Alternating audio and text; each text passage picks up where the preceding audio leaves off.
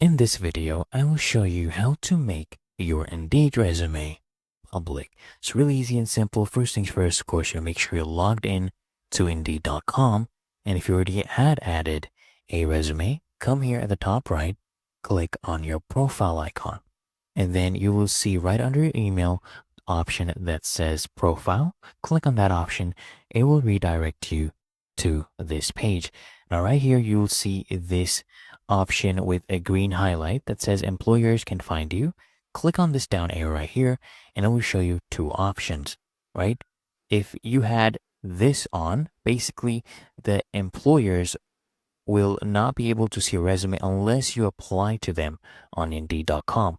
What you need to do is you want to choose the first option that says employers can find you on Indeed, and then they can be able to see a resume. If you choose this option, all you need to do is come here and click on save. Okay. And then it will show you that your setting has been updated automatically. You can come here and confirm this, close this, and you are done.